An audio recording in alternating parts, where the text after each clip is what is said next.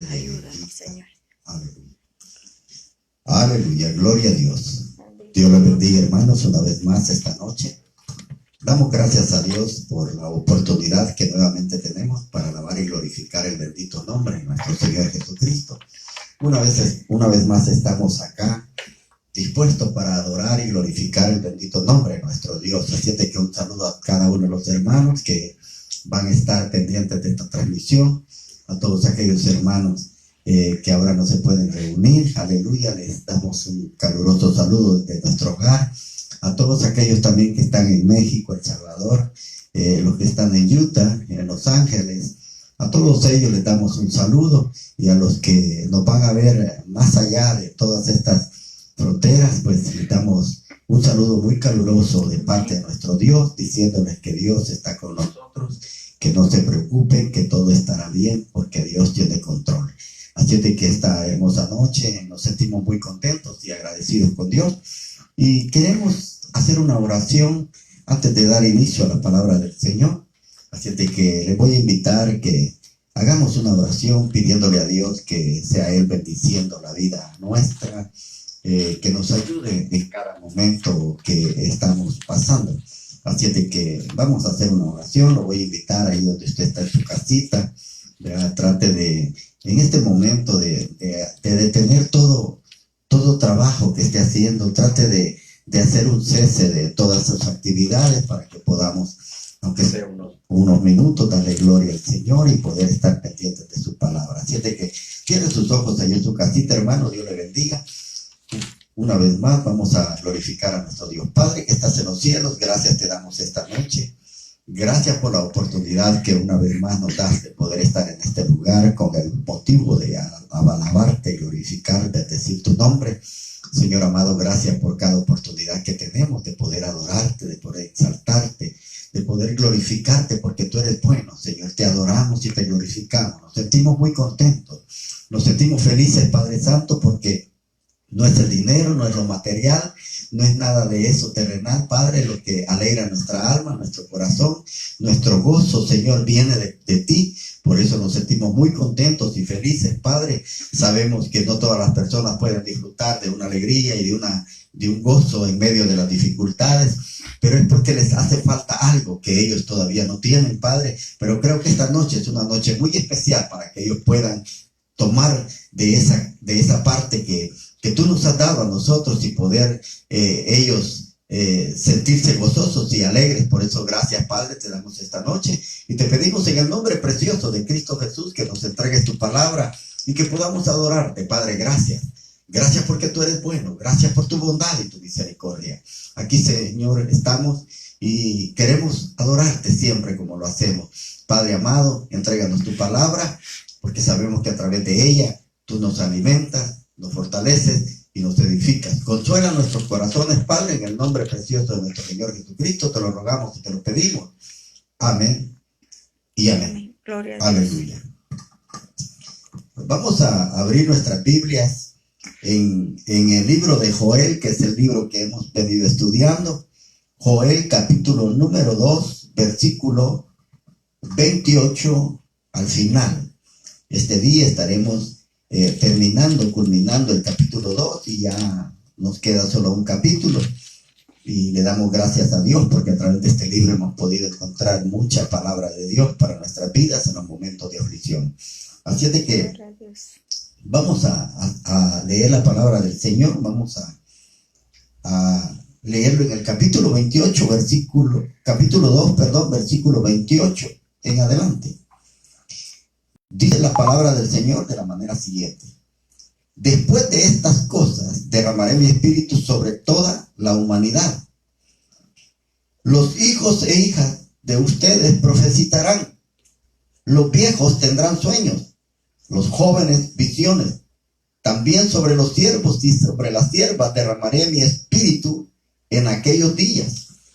Mostraré en el cielo grandes maravillas, y sangre y fuego, nube de humo en la tierra. El sol se volverá oscuridad y la luna como sangre, antes que llegue el día del Señor grande y terrible.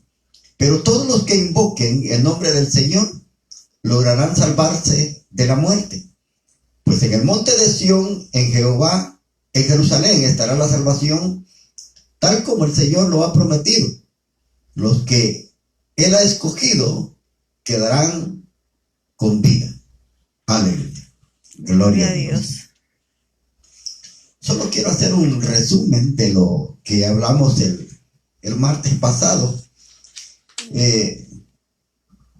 Si usted se recuerda, precisamente estábamos hablando, hermano, cómo Dios había hecho una promesa de restauración a la vida humana, es decir, a toda la humanidad. Recuérdense que había habido un juicio y ese juicio había hecho que todo lo que había en la tierra se perdiera. Pero Dios había dicho que precisamente después de que Israel se arrepintiera y volviera una vez más a Dios, Dios iba a restaurar todo lo que se había perdido a causa de esta peste, como era precisamente la langosta. Así de que después de eso, Dios iba a hacer una restauración.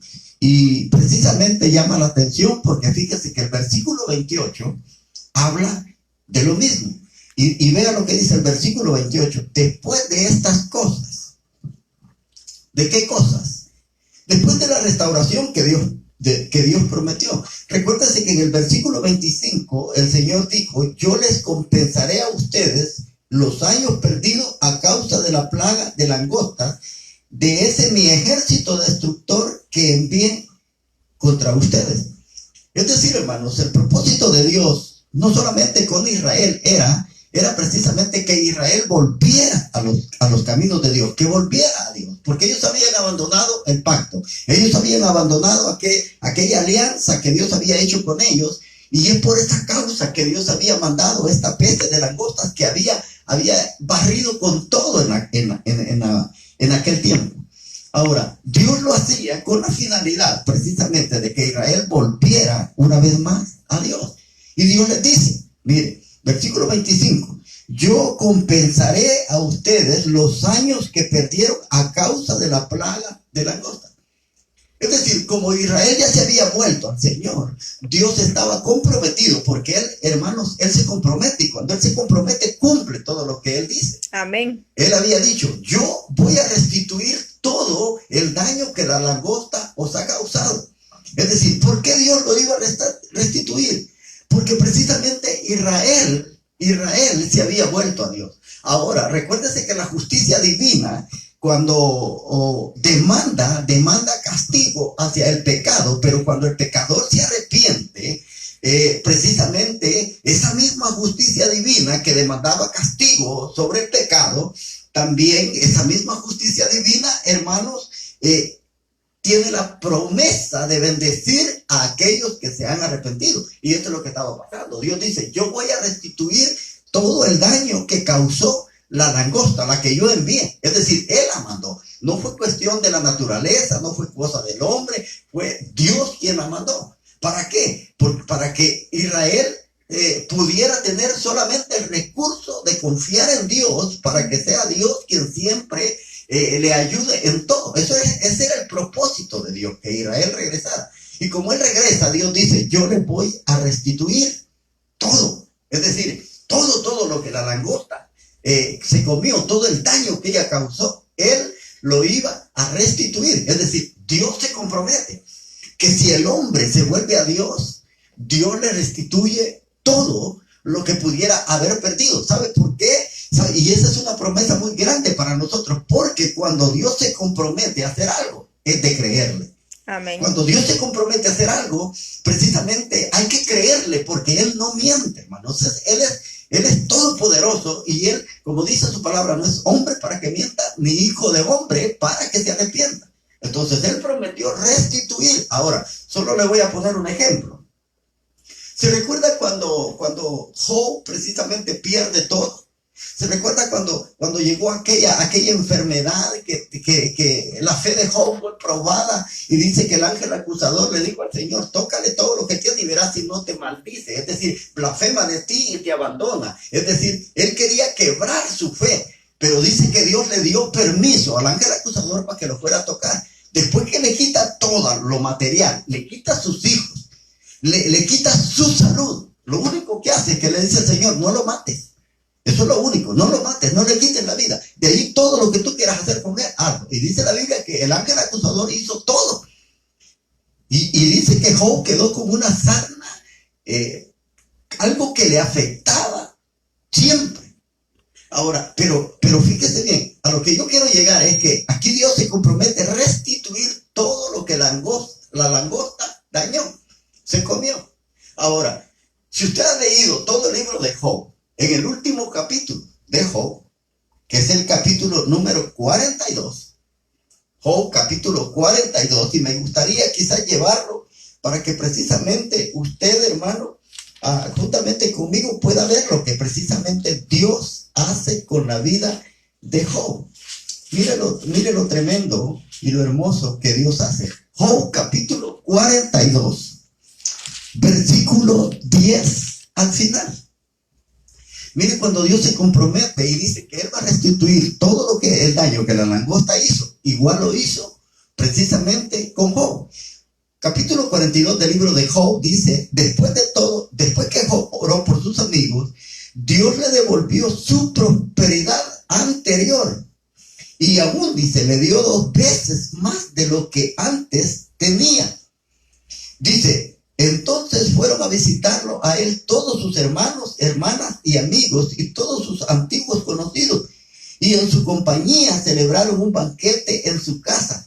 Le ofrecieron, dice, sus condolencias y lo consolaron por todas las calamidades que el Señor había enviado. Oiga, ¿quién las había enviado? No es el ángel acusador. El ángel acusador solamente es el medio que Dios usa. Es decir, que hasta lo malo, hasta el que nosotros conocemos como Satanás o Satán, o el ángel acusador, hasta él tiene un propósito por el cual Dios lo creó. Dice que el Señor había enviado y cada uno de ellos le dio una cantidad de dinero y un anillo de oro. Mire qué tremendo, hermano.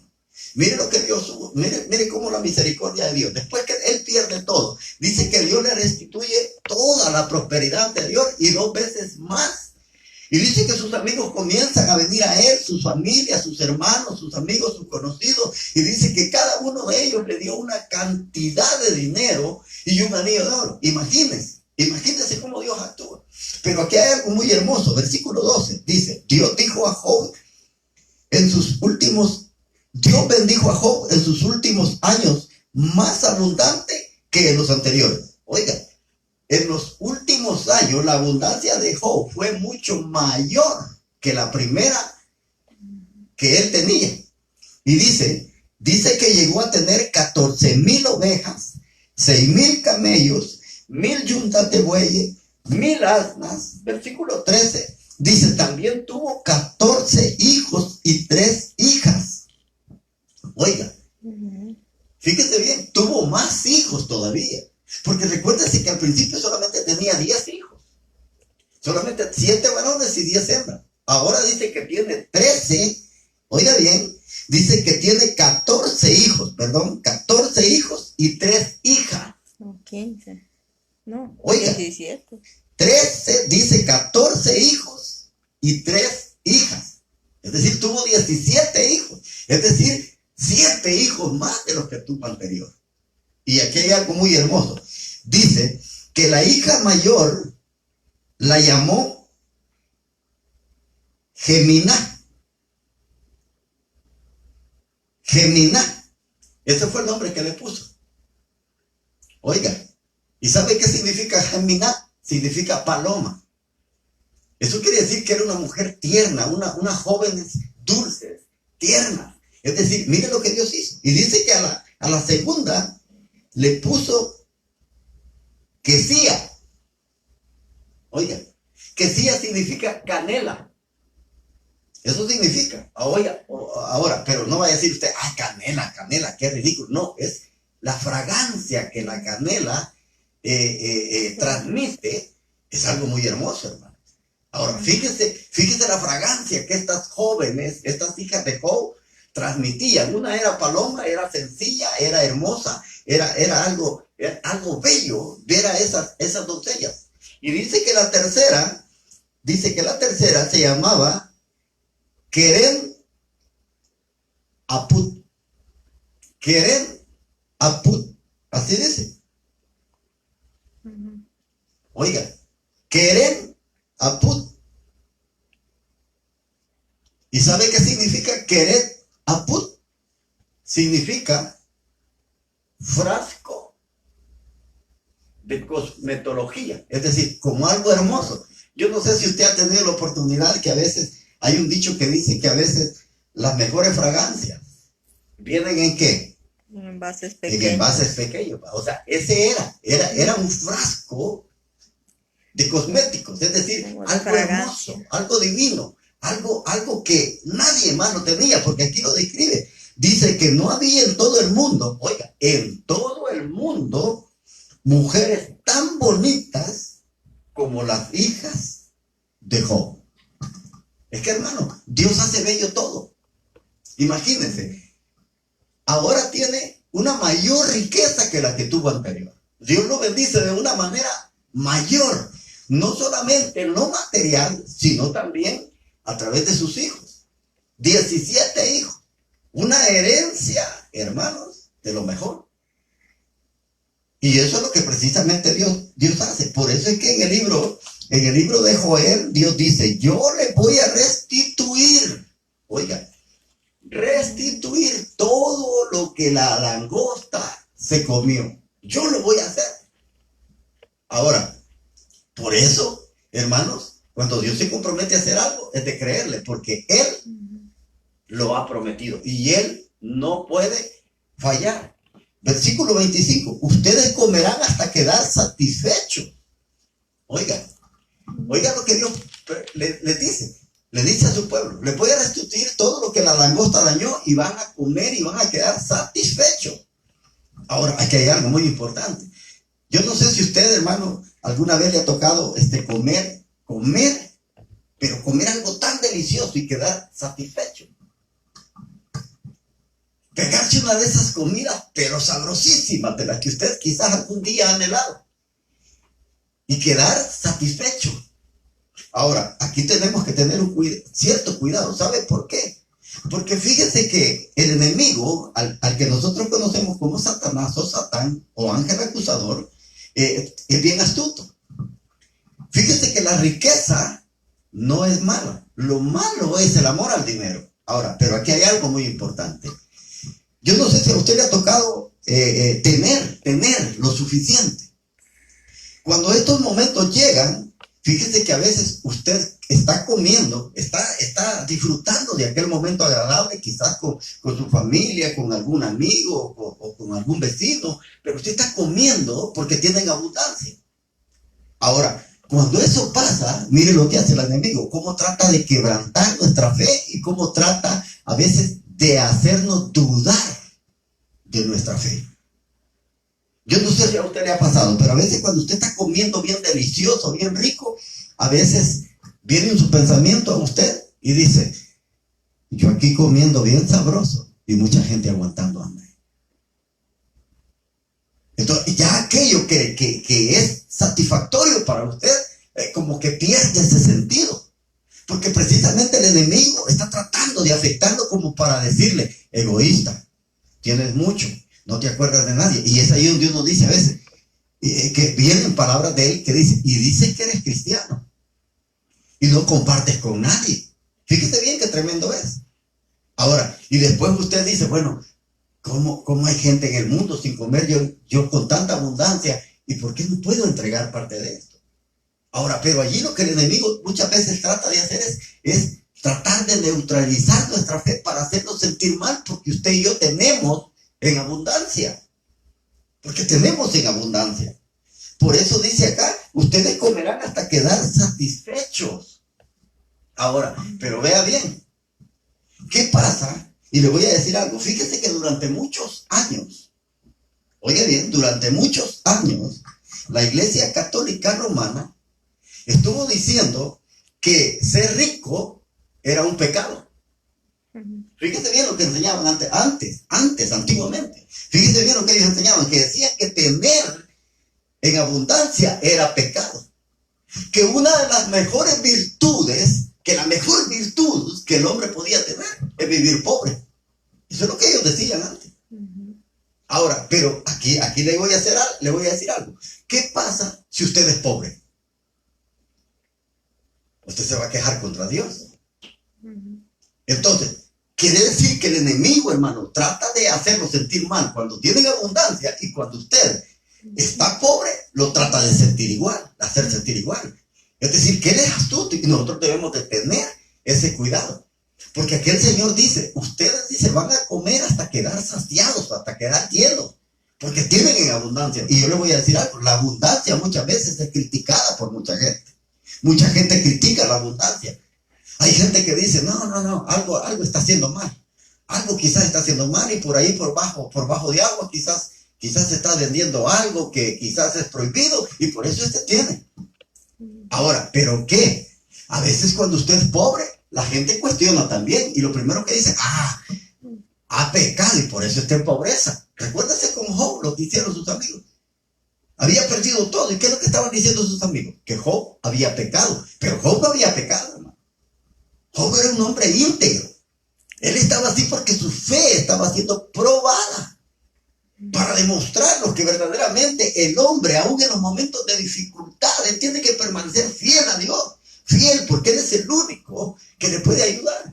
Y Job demostró que verdaderamente el hombre puede ser fiel a Dios, puede mantener esa firmeza, esa fe sin ser quebrantada. Aún con todas las dificultades que él pasó, su fe no fue quebrantada. Amén. Ahora, quiere decir, hermanos, que a través de los sufrimientos que usted y yo podemos tener en la vida, si usted y yo, hermanos, no estamos firmes, nuestra fe va a ser quebrantada, va a ser neutralizada por el enemigo, y él gana el objetivo precisamente por el cual llega muchas veces a nuestra vida. Eso quiere decir, hermano, que precisamente el hombre puede llegar a ser fiel, pero no todo. No todos pueden lograr esto. Es como le decía, al principio nosotros nos sentimos contentos. Yo me siento contento, hermano, yo me siento feliz. Fíjese que, y le voy a decir algo, al principio cuando todo esto comenzó, yo comencé a sentir tristeza, comencé a sentir un profundo dolor, como angustia. Me sentía como desesperado. Pero un día me metí en el cuarto y le dije, Señor, ayúdame, quítame este miedo, quítame este temor, dame paz, dame tranquilidad, para que yo pueda pasar toda esta situación que estamos viviendo todos, de una manera que yo pueda gozarme, pueda alegrarme, pueda ver las cosas de una manera tan natural, porque tú tienes control de todo. Y hasta este día, hermano, yo me siento tranquilo, me siento feliz, yo siento que no me falta nada, aunque no estoy trabajando. Pero hay mucha gente, hermano, que se siente preocupada. Hay mucha gente que se está enfermando. Hay mucha gente que se está quitando hasta la vida porque creen de que ya lo perdieron todo. Y no, hermano, lo material se puede hacer. Lo material, hoy lo tenemos, mañana no. Pero eso lo podemos hacer. Lo importante es que estamos con vida. Y eso es lo importante. Y ahí es donde debemos alabar a Dios. Y debemos de glorificar a Dios. Y miren lo que aquí dice. Dice, ustedes comerán hasta quedar satisfechos y alabarán al Señor su Dios. Pues yo hice que ustedes, por ustedes, grandes maravillas. Es decir, después de quedar satisfechos, después de saber que Dios nos ha proveído, ¿qué es lo que nosotros tenemos que hacer? Es alabar a Dios. Amén. Es alabarle. Porque aquí dice, después de esto, es decir, después de que hayan quedado satisfechos, tienen que alabar a Dios. Por eso, estimado hermano y amigo, después de que usted ya pasó ese día, ya pasó y ya comió, dele gracias a Dios por cada vez que usted tiene la oportunidad de tener alimento en su mesa. Dele gracias a Dios. Porque yo le voy a decir algo, hay otros que no tienen nada. Hay gente, hermanos, que a veces si no come pollo, si no come carne, si solamente tiene frijolitos y arroz y tortillita y huevo y queso y yo le estoy poniendo mucho ya, ¿verdad? Pero con solo tener tortillita y frijolitos, hermano, hay gente que no se siente contenta. Hay gente que se siente mal. Hay gente que dice que miseria de comida, que es lo que tengo. Miren lo que está pasando. Ahora, ¿pero qué? Si usted y yo nos ponemos a pensar que hay otras personas en otros países que no tienen ni siquiera un frijol para comer. ¿Y qué de nosotros cuando tenemos? Ni nos acordamos de Dios. Hay gente en otras partes del mundo, hermano, que pasan 3 días a veces sin comer. O pasan todo ese día y no han comido nada. Ahora, ¿pero qué de nosotros? Le damos gracias a Dios cuando comemos. Y aquí dice que después de comer, dice, alabarán al Señor su Dios. Eso significa de que debe de haber un corazón agradecido. Agradecido. Ahora, la pregunta es, ¿cuán agradecido es usted? ¿Ah? ¿Cuán agradecido es por todo lo que usted tiene? Por lo que ahorita tiene, por lo que no tiene. ¿Usted le da gracias a Dios por lo que tiene y por lo que no tiene? Debemos darle gracias a Dios por lo que tenemos y aún por lo que no tenemos, porque tenemos vida. Debemos de agradecer a Dios, es decir, tener un corazón lleno de agradecimiento. Y aquí dice, por eso dice que el versículo 28 dice, después de estas cosas, es decir, después de que Dios iba a restituir todo al pueblo de Dios, porque ellos se habían arrepentido, Dios hace una promesa. Hace una promesa. ¿Y cuál es esa promesa? Mire lo que dice aquí. Derramaré mi espíritu sobre toda la humanidad. En la versión Reina Valera dice sobre toda carne. Aquí dice sobre toda la humanidad. Mire qué promesa más gloriosa. Ahora, y le voy a decir algo. Fíjese que en el Antiguo Testamento, en el Antiguo Tiempo, en el Viejo Pacto, es decir, precisamente Dios, la alianza que había hecho con su pueblo, era que el Espíritu Santo venía ocasionalmente a las personas. Es decir, el Espíritu de Dios no venía a estar viviendo permanentemente como lo tenemos ahora en este tiempo que nos ha tocado vivir a usted y a mí. Ahora, en aquellos tiempos el Espíritu Santo solo venía para que algunas personas pudieran cumplir con algún prometido que Dios tenía, para cumplir algo. Porque dice que José, el de Egipto, la historia que ustedes conocen, estaba lleno, tenía el Espíritu de Dios. Yo no sé si usted se recuerda cuando en los tiempos de hambruna, dice la palabra del Señor que cuando sacaron a José de la cárcel, dice que lo llevaron ante el faraón y el faraón le contó qué es lo que pasaba con él, cuáles eran sus sueños y José los interpreta. ¿Y qué pasa cuando José los interpreta? Dice que cuando José los interpreta y le dice al faraón, le dice, oiga, busque un hombre para que administre todo lo que en este tiempo de dificultad se está dando. Busque un hombre íntegro, busque un hombre que precisamente pueda ayudarle para que ustedes puedan almacenar todo lo necesario y pasar esta crisis. ¿Y qué fue lo que respondió el faraón? Dijo, ¿acaso podemos hallar un hombre como este en donde se encuentre el Espíritu de Dios? Oigan, hasta Faraón reconoció. Entonces dice que a él lo ponen como gobernador sobre el reino de Egipto. Ahora, es decir, hermanos, en los tiempos del Antiguo Testamento, si usted lee el libro de los jueces, usted se recordará, incluso en el libro del Éxodo, en el capítulo 31, habla cuando hacen el tabernáculo, dice que Dios, ha puesto el Espíritu en él para que él pueda elaborar el tabernáculo de reunión. ¿En quién lo había puesto? En Bezalel. Bezalel era precisamente quien iba a construir. Dice que Dios le había dado el Espíritu y le había dado sabiduría en cuanto a todo. Dice que ese hombre podía hacer todo lo que Dios quería que se hiciera con el tabernáculo. Es decir, Dios lo instruyó en todo, le dio sabiduría, le dio, hermano, todo lo necesario para que él elaborara precisamente tabernáculo que Dios quería. Es decir, pero era de maneras no permanentes que el Espíritu de Dios venía. Fíjese bien, dice que fue lleno Bezalel, todos los que trabajaron con él, fue lleno incluso David, fue lleno Saúl, fue lleno precisamente, dice, todos los jueces que Dios levantaba, Otoniel, Sansón, todos esos hombres del libro de los jueces. Dice que el Espíritu Santo venía sobre ellos. en ocasiones, solo para hacer algo que Dios quería que hicieran. Luego, esos hombres volvían a la normalidad. Solamente para hacer proezas venía el Espíritu Santo. Ahora, pero aquí el profeta Joel dice algo muy glorioso. Y le voy a decir algo. Aquí dice, derramaré mi espíritu sobre toda la humanidad. Oiga, si usted se recuerda, ¿cuándo fue que Dios derramó el Espíritu Santo sobre su iglesia?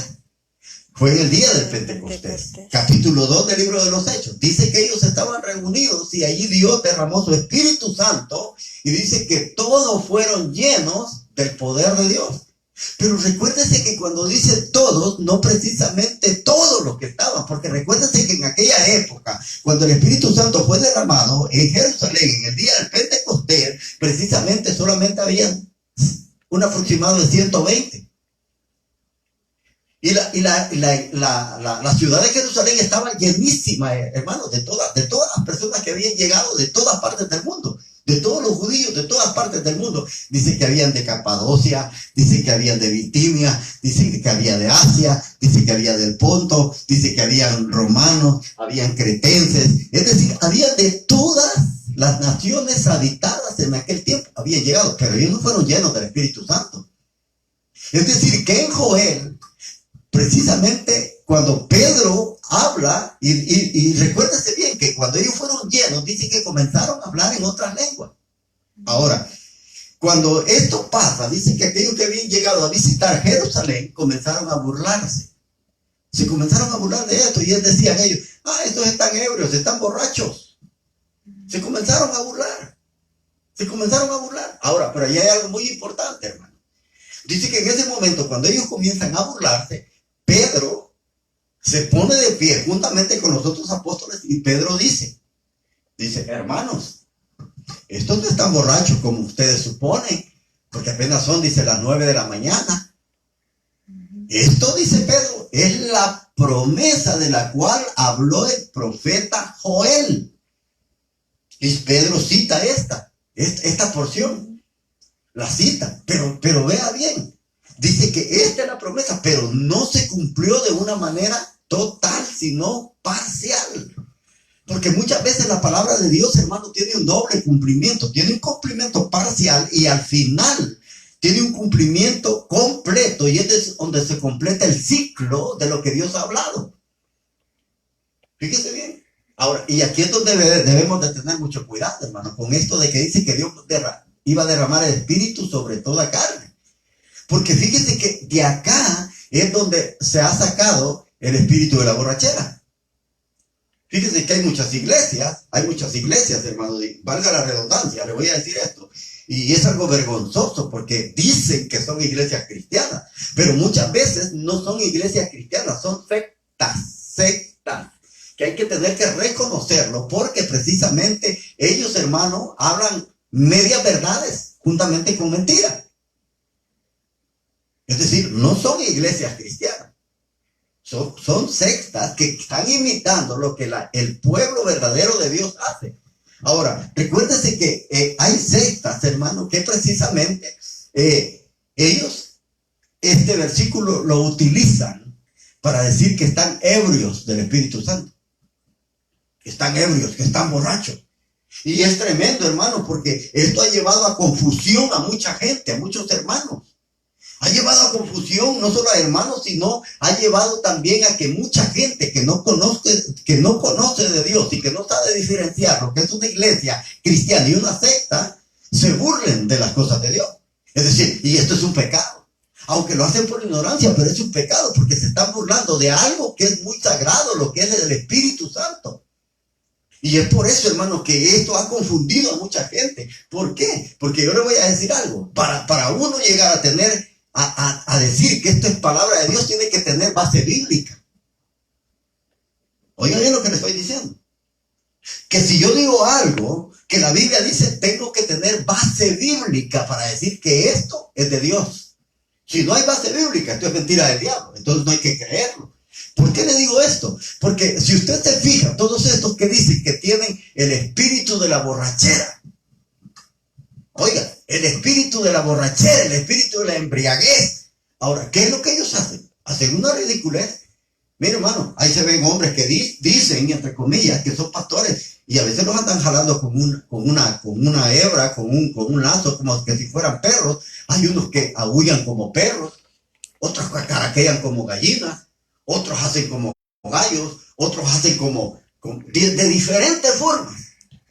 Y usted va a ver un gran alboroto y un gran desorden en todo esto. Ahora, ese es el cuidado de que uno debe tener.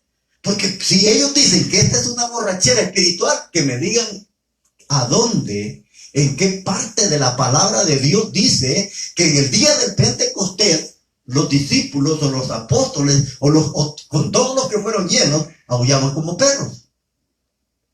La palabra no dice que era una borrachera espiritual. Estaban llenos del Espíritu Santo, pero ¿sabe qué es lo que ellos decían? Cuando hablaban de que estaban llenos del Espíritu Santo. Es decir, dice, hablaban en otras lenguas. Ahora, pero cuando dice que hablaban en otras lenguas, no está diciendo, sino que era un idioma que podía ser entendido. Eso es lo que precisamente dice. Porque recuérdense que aquella multitud que estaba precisamente en Jerusalén, en el día del Pentecostés, cuando los oyeron allá, o los oyeron hablar en otras lenguas, dice que muchos se admiraban y decían, ¿cómo estos, siendo galileos, pueden hablar nuestro idioma de nacimiento? Oiga bien, es ese cuidado que nosotros debemos de tener. Es decir, el hablar en lenguas en aquel tiempo era que ellos estaban hablando la lengua materna de todos aquellos judíos que habían llegado de otras naciones, de otras provincias a esta gran celebración en Jerusalén. Ahora, pero el espíritu de la borrachera, ¿qué es lo que hace? Esto no es nada más confusión. Eso es lo que nosotros tenemos que tener cuidado. ¿Sabe por qué? Porque para eso necesitamos escritura, es decir, fundamento bíblico. Si no lo hay, hermano, es de salir huyendo de esos lugares, porque los están engañando. Nos están llevando al fracaso, nos están llevando a través de la mentira a la condenación. Y eso es un problema grave. Eso es un problema grave. Por eso, hermano, por eso fíjate que en 2 Tesalonicenses el apóstol Pablo dice, oiga bien, dice que aquellos que no quisieron creer a la verdad, así dice, que aquellos que no quisieron creer a la verdad, dice, van a tener que creer a la mentira. ¿Por qué? Dice que Dios les envía un poder engañoso para que no se salven, sino que sean condenados porque nunca, dice, aceptaron el amor de la verdad. Por eso Dios les manda un poder engañoso. Es decir, si usted deliberadamente rechaza la verdad de Dios donde se la están enseñando, usted va a tener que aceptar la mentira como verdad. Y usted va a ser condenado. Porque usted ya rechazó la verdad. Rechazar la verdad, hermano, es algo muy serio. Es algo tan serio que nos lleva a la perdición eterna. Por eso, hermano. Y vea lo que le voy a decir. Si usted se rechaza la verdad, no puede decir, me voy a quedar aquí neutro. No hay puntos neutros. O crea la verdad o crea la mentira. Pero no hay puntos neutros. Recuerden que lo que Juan escribe en sus epístolas. Él dice, o eres hijo de Dios o eres hijo del diablo. Usted no puede ser hijo del cipitillo, como dicen por ahí, ¿verdad? Porque no hay puntos neutros. O es hijo de Dios o es hijo del diablo. O es hijo de Dios, pero no puede ser hijo de la descarnada, ni de la llorona. Es decir, hijo de Dios o hijo del diablo. Pero no puede quedarse en puntos neutros, porque eso no lo dice la palabra del Señor. O es una cosa o es otra. Y ese es el problema. Porque a este versículo le han dado tanto realce, hermano, que se han levantado grandes iglesias de las que ahora usted y yo conocemos, que se llaman como Iglesia de la Prosperidad. Así se les llama. Con nuevas doctrinas. Doctrinas que muchas veces no están fundamentadas en la palabra del Señor. Doctrinas que muchas veces son inventos de hombres. Nuevas revelaciones dicen, es que Dios me dijo que hiciera esto, Dios me dijo que esta revelación nueva, y comienzan a hacer sus propias doctrinas. Y eso es un problema.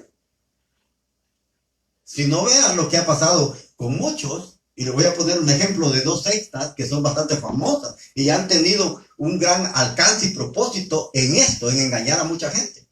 Los testigos de Jehová. Los testigos de Jehová son una secta.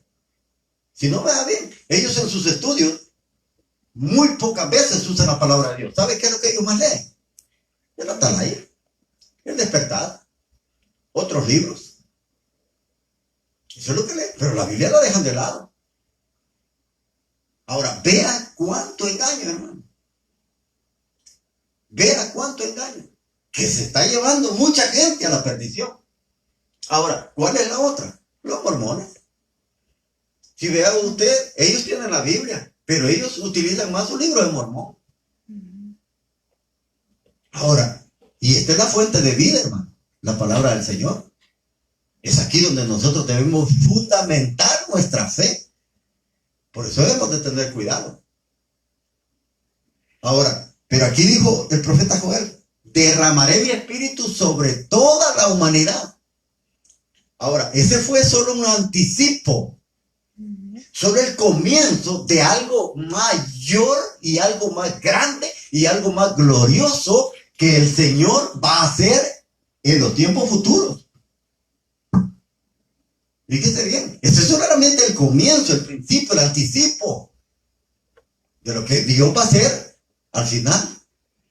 Porque en el reino que Él venga a establecer a la tierra, el reino del milenio, como se le conoce, o el periodo de los 1000 años, cuando Cristo viene a reinar sobre la tierra, dice que toda la tierra, oiga bien lo que dice la palabra del Señor, que toda la tierra será llena de su gloria. Amén.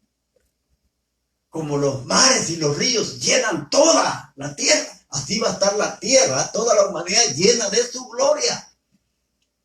Oiga, vea lo que Joel estaba viendo, y le voy a decir algo. Los profetas, hermanos, veían un cumplimiento en la palabra de Dios de una manera parcial, es decir, cercana, y veían otro cumplimiento en la palabra de Dios futura. Y esto es lo que Joel está viendo. Es decir, que hay un cumplimiento futuro, porque él dice, derramaré mi espíritu sobre toda la humanidad. Sobre toda la humanidad. Y vea lo que dice más adelante. Y dice, y los hijos e hijas de ustedes profetizarán.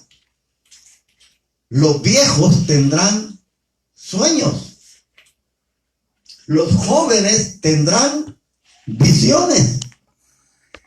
Oiga, qué tremendo lo que Dios promete. Dice que también los jóvenes. Dice que las hijas y los hijos van a profetizar, los viejos verán sueños, los jóvenes visiones. Y dice, y también sobre los siervos y siervas derramaré mi espíritu en aquellos días. Oiga, siervos y siervas. Esta palabra, ¿cómo le suena a usted? Esta palabra, siervos y siervas, significa que en aquel tiempo hasta los esclavos, siervos y siervas. Recuérdese que en los tiempos del del Nuevo Testamento, hermano, habían personas que habían sido esclavos y se habían liberado. Es a eso a los que se les conoce como los libertos. Si usted se fija en las cartas que Pablo escribe a los romanos, hay uno que le dicen, díganle a Tercio que le mando saludes. ¿Por qué? Porque eran números asignados cuando ellos estaban presos. Allí habla de muchas personas que estuvieron presos. Y por eso dice acá que su palabra, dice, va a tener ese cumplimiento donde los hijos y las hijas profetizarán, los viejos tendrán sueños, los jóvenes verán visiones, y sobre los siervos y las siervas, dice, derramaré mi espíritu en aquellos días.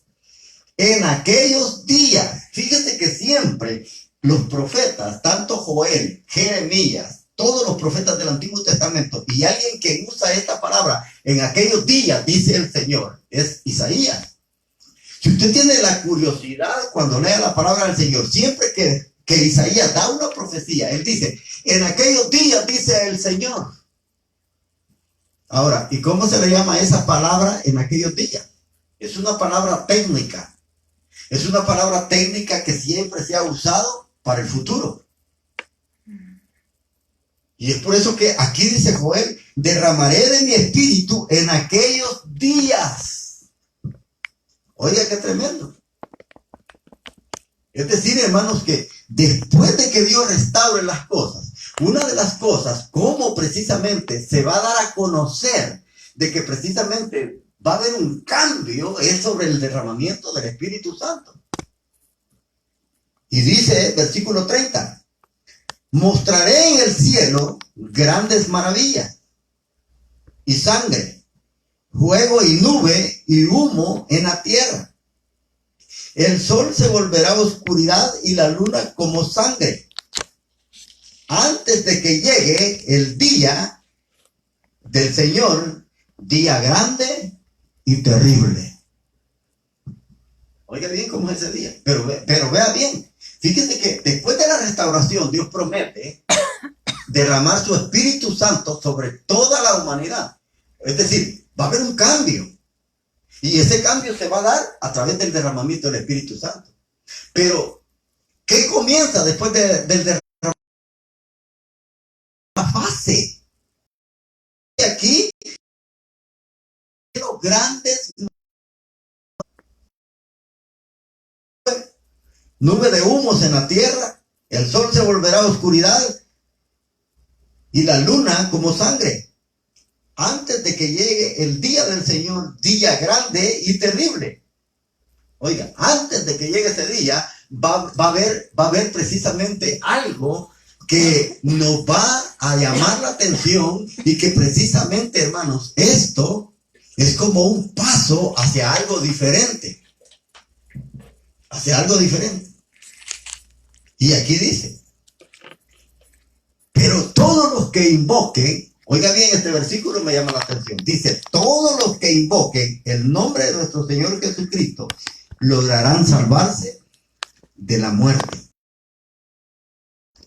Todos los que invoquen el nombre de Jesucristo lograrán salvarse de la muerte. ¿Por qué se van a salvar de la muerte antes de que llegue el día del Señor? Día, como dice acá, grande y terrible. Mire, hermano, ese día va a ser un día, nadie va a querer estar en pie, nadie va a querer estar en ese día. Nadie. Porque van a ser días muy difíciles. Muy difíciles. Es decir, van a ser días de juicio. ¿Y por qué dice que aquel que invoque el nombre del Señor será salvo? ¿Por qué? Antes de que llegue el día terrible.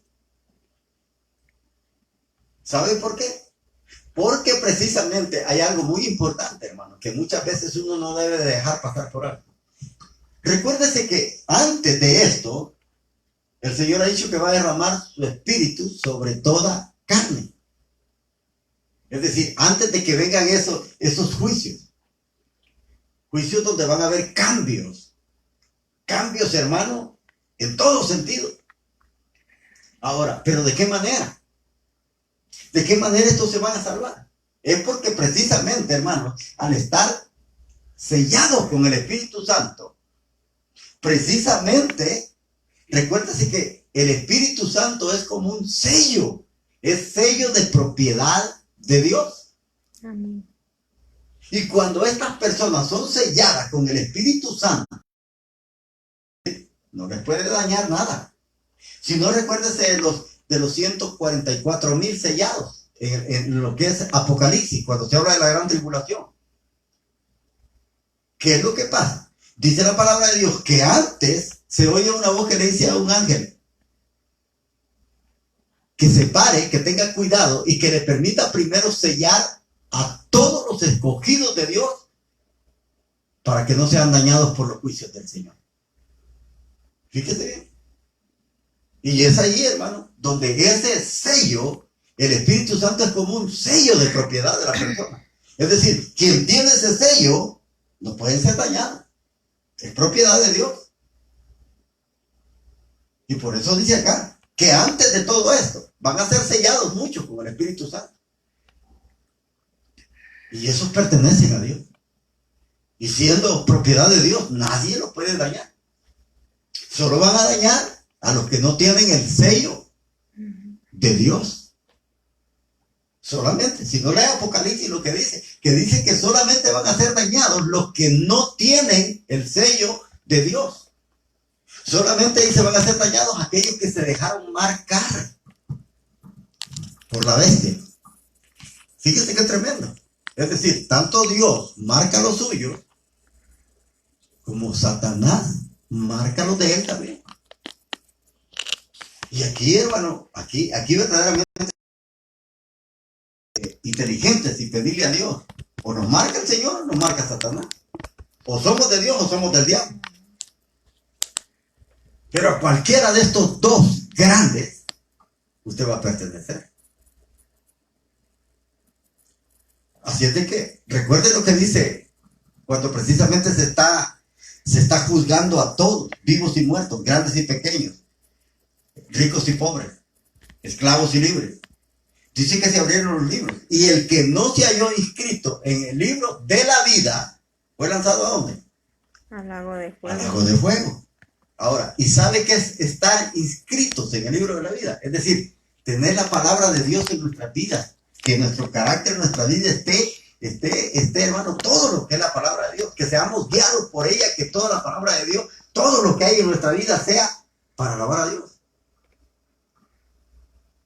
Es decir, ahí va a estar nuestro carácter, todo, nuestras decisiones, todo lo que hacemos. Y por eso dice acá, Joel, dice que todos los que invoquen el nombre del Señor lograrán salvarse de la muerte. Pues en el nombre de Sion dice, en Jerusalén estará la salvación, tal como el Señor lo ha prometido. Los que Él ha escogido quedarán, oiga bien cómo termina, los que Él ha escogido quedarán con vida. Mire qué tremendo, hermano. Mire cómo Dios tiene misericordia. Los que en Él han creído, oiga bien cómo finaliza, que Él ha escogido, es decir, los que han creído en Él, serán con vida. Es decir, hermanos, que aquellos que no crean, si usted cree en Jesucristo, usted es escogido. Si usted no cree en Jesucristo, usted no es escogido. Recuerdo cuando el Señor Jesús en el Evangelio capítulo de Juan, Él escoge, dice, a los 12. Él escoge a los 12. En la oración, oiga bien lo que le voy a decir. En la oración que el Señor Jesús hace por sus discípulos, les dice, ninguno de los que me diste se perdió. Así dice, ninguno de los que me diste se perdió. Y exceptúa algo, dice, solamente el hijo de perdición. Eso dice la Reina Valera, pero esta versión lo dice de manera diferente. Dice, solamente se perdió el que ya estaba perdido. Es decir, que aunque Judas tomó parte en ese ministerio, como dice el apóstol Pedro, cuando levantan a Matías para que tome su lugar, aunque él dice tomó parte con nosotros en este ministerio, se fue precisamente a donde a él le correspondía, porque él nunca fue escogido para salvación. Nunca fue escogido.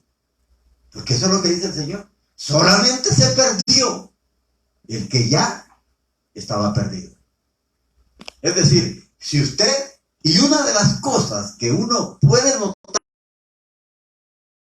es de que aquel que cree en Jesucristo se muere siendo cristiano. Jamás abandona el camino de Dios. Esa es una de las cosas más señales o de las muestras que uno puede ver en la persona. Porque muchos hermanos, muchos llegan a las iglesias, muchos se hacen cristianos, temporada, pero luego, cuando vienen, como dice Mateo, la parábola del sembrador, dice que cuando vienen las pruebas, las dificultades, dice que como estos no tenían raíz profunda, se secan. Oiga bien, ¿por qué? ¿Por qué se secan?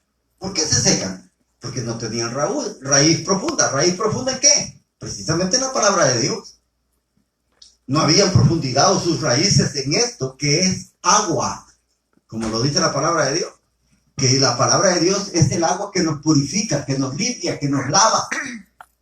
Recuérdese que el Salmo, capítulo 1, él dice que el hombre es comparado, dice, como un árbol que está junto a las corrientes de las aguas, que da su fruto a su tiempo y su hoja no cae. Así dice. Es decir, quien está fundamentado, quien profundiza sus raíces en este libro, que es como agua que mantiene verde nuestra vida, que mantiene vigorizante nuestra fe, nuestra esperanza. Ese jamás se seca. Pueden venir problemas, pueden venir dificultades, pueden venir toda clase de situaciones y ese no se va para atrás, no lo mueve nadie, nada ni nada lo saca del camino. Y es donde uno puede ver precisamente estas características de aquellos que verdaderamente son escogidos de Dios, que van a soportar la situación, no importa cómo venga. Porque una persona que no es, que puede llegar a la iglesia y dice que es cristiano, pero a los primeros, como dicen por ahí, a los primeros bombazos sale corriendo. A los primeros problemas, a las primeras dificultades, dice, yo me voy porque esto no es conmigo. ¿Qué pasa? Usted nunca fue. Usted nunca fue cristiano, nunca. Recuerda eso lo que Juan dice. Dice, muchos, dice, estuvieron con nosotros. Estuvieron con nosotros. No eran de nosotros. Dice, pero no pertenecieron a nosotros, no están con nosotros. Porque si no se hubieran ido, dice, estuvieran con nosotros. Es decir, hermano, esta es una de las muestras que precisamente visuales uno tiene que tener cuando una persona es verdaderamente hijo de Dios y cristiano. Porque decirse cristiano, cualquiera es cristiano. En el tiempo que tengo yo de caminar en los caminos del Señor, mucha gente he visto que por cositas bien insignificantes se van. Y otros se van por problemas bastante grandes. Ahora, ¿pero qué? ¿Nos ha hecho algo el Señor para que nos vayamos? No. Pero esto es una muestra verdaderamente de lo que uno puede ver en aquella persona que verdaderamente es escogida de Dios. Porque aquí dice Joel, dice, los que Él ha escogido quedarán con vida. Los que Él ha escogido. Es decir, tú puedes llegar a la iglesia, pero eso no significa que tú seas escogido. Judas tuvo parte en el ministerio con los apóstoles y él no fue escogido. Porque si hubiera sido escogido, él no se hubiera ido a quitar la vida, no hubiera renunciado, no hubiera hecho lo que hizo. Pero el que es escogido, hermano, ese, pase lo que pase, ese permanece para siempre. Ese se muere cristiano. Y se muere feliz. Así es de que, ahora, póngase a pensar en esto. ¿Cómo es su vida? ¿Es feliz? ¿Es amargado? Porque hay muchos cristianos dentro de las iglesias. Oigan, cristianos, entre comillas, que están amargados. Se quejan por nada. Por nada se quejan. Y ahí van a la iglesia amargados. Llegan a la iglesia, no cantan, no adoran, amargados. Como dice por ahí una alabanza que sacan unos hermanos con cara de limón. Así llegan muchos y así se van. Enojados. Las quejabanzas. ¿Sí? Es decir, disgustados. Por cualquier cosa. No, hermanos, si este camino que Dios nos ha trazado en nuestra vida, no es difícil, pero tampoco es imposible. Porque nosotros no vamos solos, el Señor va con nosotros. Él ha prometido, Él dio una promesa y de esa promesa hay que echar manos. Él dijo, yo estaré con vosotros todos los días hasta el fin del mundo. Y como lo dice más después, dice, yo os daré un consolador para que esté con vosotros. Es decir, no estamos solos. Por eso, en estos momentos de dificultad, en estos momentos que estamos pasando tan difíciles, porque no solamente lo está pasando usted, sino todo el mundo, toda la humanidad lo está pasando. Pero ¿cómo está viviendo estos momentos usted? ¿Se queja? ¿Cómo lo está viviendo? ¿Está feliz? ¿Está contento? ¿Se siente alegre? Porque recuérdese que hay un coro que muchas veces se canta en las iglesias, pero a veces los hermanos solo lo cantan por cantarlo. Hay un coro que dice: el gozo que tengo yo, dice, el mundo no me lo dio. El mundo no me lo dio, dice, y no me lo puede quitar. Ahora, pero cuando usted pierde el gozo, ¿qué? Entonces se lo dio el mundo. Porque el gozo que nos da el Señor, hermano, es eterno. Amén. El gozo que el Señor nos da es en todo tiempo. En bonanza, en aflicciones, en todo tiempo. Estar contentos, estar felices, estar alegres. Cuando sufrimos por el Señor, alegrarnos. Y hasta ahorita todavía usted y yo no hemos sufrido así como deberíamos de sufrir. Como Pablo dice, hasta ahorita no habéis luchado hasta la sangre. Si no, imagínense cuando Pablo y Silas estaban en Filipo. ¿Cómo estaban en la cárcel? Gozosos Estaban gozosos. Imagínense después de una gran garroteada que les pegaron, disculpen la expresión. Después de aquella gran apaleada que les pegaron, oiga, ¿usted cree que era suavecito como les pegaban? Les pegaban, hermano, con unas cosas que se le llamaban como látigos, pero precisamente en cada latigazo le arrancaban pedazos de cuero. Lo dejaban carne viva. Imagínense aquellos hombres con aquella gran apaleada que les habían pegado. Y cantando todavía. Cantando. ¿Quién de nosotros hiciera eso? ¿Ah? Si un medio problemita a veces lo lleva a la iglesia y no quiere ni cantar. Ay, hermano, es que fíjate que estoy pasando por una gran dificultad. ¿Y cuál es la gran dificultad? Ay, es que fíjate que no me quisieron dar horas extras. Esa es la gran dificultad. Como hay muchos que son ambiciosos.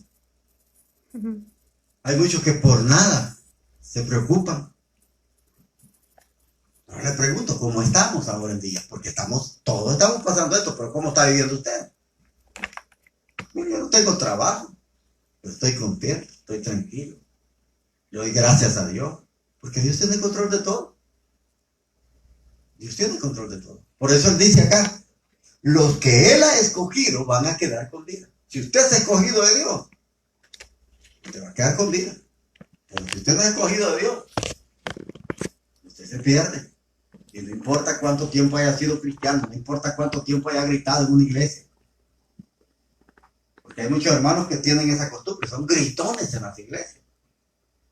Pero a la hora de las pruebas, son los que más lloran. ¿Sí? Hay muchos hermanos que cuando todo está bien, ¡ay, gloria a Dios! ¡Aleluya!, dicen otros. Pero cuando tienen problemas, ¿qué? Son los que más lloran, hermano. Porque a veces quieren demostrar lo que no son. Pero verdaderamente el que es escogido de Dios, ese soporta toda prueba, toda dificultad, todo aquello lo soporta con paciencia. Así es de que esta noche, si usted no es escogido de Dios, yo le hago esa invitación ahora para que usted pueda tener la oportunidad de aceptar a Cristo como su Señor y Salvador de su vida. Usted, amigo, que me ve o que va a escuchar este mensaje, yo le hago la invitación.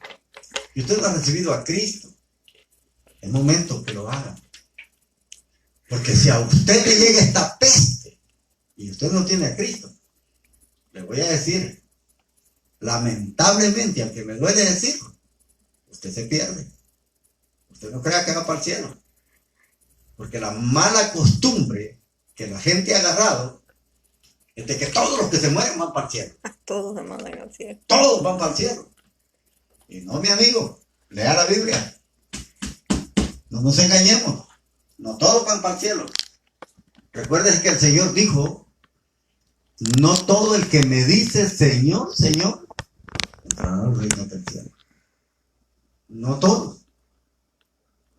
Van a haber sorpresas. Así es de que yo le hago la invitación. Si usted no ha aceptado a Cristo y esta noche lo puede hacer, entréguele su vida. Solo háganoslo saber por medio de algún mensaje a través de las redes.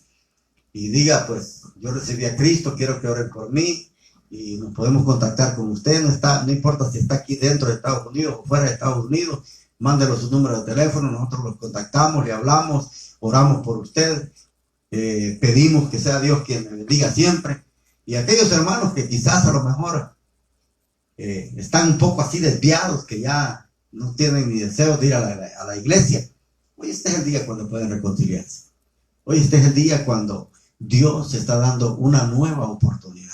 Recuerde que estamos viviendo tiempos de angustia y tiempos de aflicción. Y la vida no está en nuestro poder, está en Dios. Porque hoy estamos aquí, pero mañana no sabemos si vamos a estar vivos.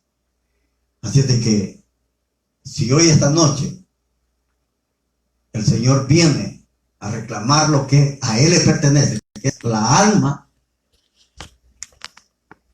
si usted tiene al Señor, bienaventurado por usted. Si usted no lo tiene, lamentablemente, usted se pierde. Así es de que lo dejo con esta inquietud, y si usted quiere aceptar al Señor, pues haga esta oración conmigo, ¿verdad? Para después háganoslo saber, y si no, pues que Dios le bendiga, que Dios le guarde, que Dios le dé vida, y que sea Dios quien tenga misericordia de usted. Padre nuestro que estás en los cielos,